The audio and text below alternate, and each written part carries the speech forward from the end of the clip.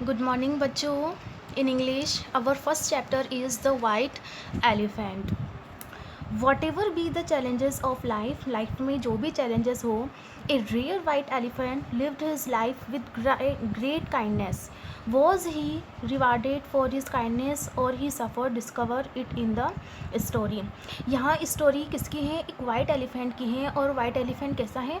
Rare. Rare का मतलब होता है दुर्लभ, जो चीज़ अपन को बहुत ही मुश्किल से देखने को मिलती है, जो बड़ी ही कम संख्या में पाई जाती है, उसको अपन क्या बोलते हैं? रेयर। तो यहाँ पे रेयर क्या है? वाइट एलिफेंट है। अब आपने जितने भी एलिफेंट देखे होंगे वो अधिकतर क्या होते हैं? ग्रे होते हैं, और वाइट एलिफेंट बहुत कम होते हैं। तो a rare white elephant lived his life with great kindness. वो अपना जो जीवन जीता था, कैसे जीता था?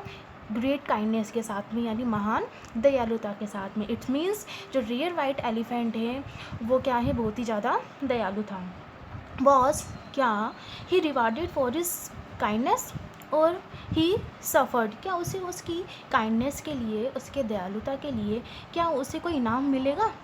और या ही सफ़र्ड, या वो क्या करेगा? किसी भी प्रॉब्लम से जूझेगा, किसी प्रॉब्लम को फेस करेगा। डिस्कवर इट, इसका पता लगाएंगे in the story. Now let's start the story. Once upon a time, एक बार की बात है, देयर लिव्ड ए हर्ट। क्या रहता था? एक हर्ट। हर्ट किसको बोलते हैं? पशुओं के झुंड को। Group of animals of 80,000 elephants. किसका ग्रुप था ये? किसका हर्ट था? 80,000 एलिफेंट्स का। At the bottom of the majestic Himalayas. Bottom का मतलब होता है नीचे, तल। किसके तल पे? मैजेस्टिक हिमालयास, जो शानदार, जो बहुत बड़ा हिमालयास था, उसके तल पर, उसके नीचे ये 80,000 हाथियों का झुंड रहता था।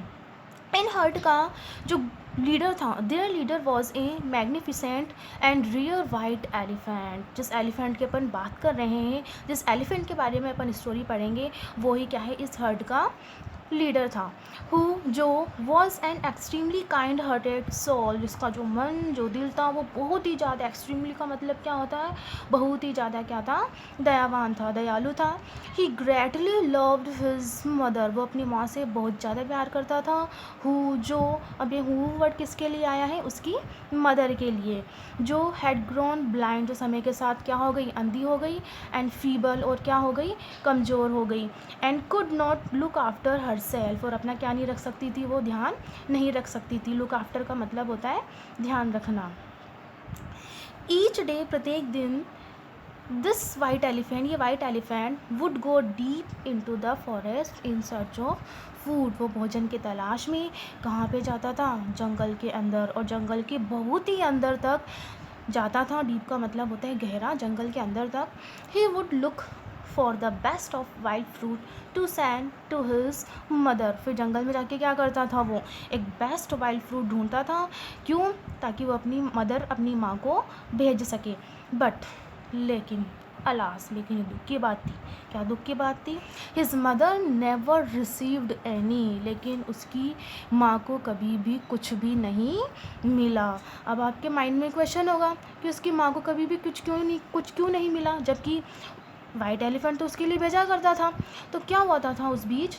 दिस वॉज बिकॉज, ऐसा इसलिए था क्योंकि हिज मैसेंजर, जो उसके मैसेंजर्स थे, उसके संदेशवाहक थे, जो कुछ भी मैसेज सेंड करना हो या कुछ भी चीज़ पहुंचानी हो, तो कौन पहुंचाते थे? वाइट एलिफेंट की माँ तक उसके मैसेंजर्स। वुड ऑलवेज, हमेशा, ईट, खा लिया करते थे, देम, उनको, देम सेल्व्स, यानी खुद ही वो सारी चीज़ें खा लिया करते थे। कौन?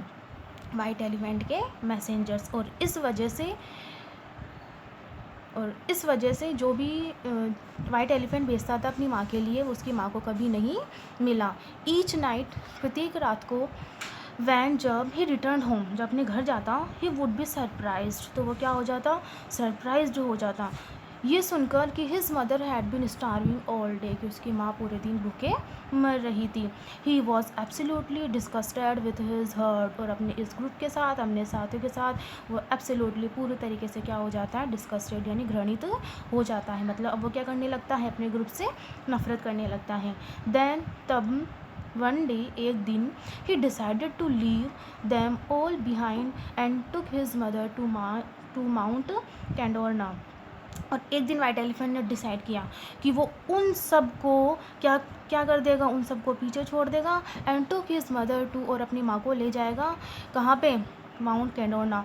और वो दोनों कहाँ चले गए, माउंट कैडोना पर चले गए टू लिव इन ए केव, कहाँ पे रहने के लिए, एक गुफा में रहने के लिए। जो गुफा कहाँ थी, बिसाइड ए ब्यूटीफुल लेक, एक सुंदर सी झील के पास थी। और वो जो झील थी वो कवर्ड थी, मतलब उसमें बहुत सारे क्या लगे हुए थे, गॉर्जियस पिंक लोटस लगे हुए थे।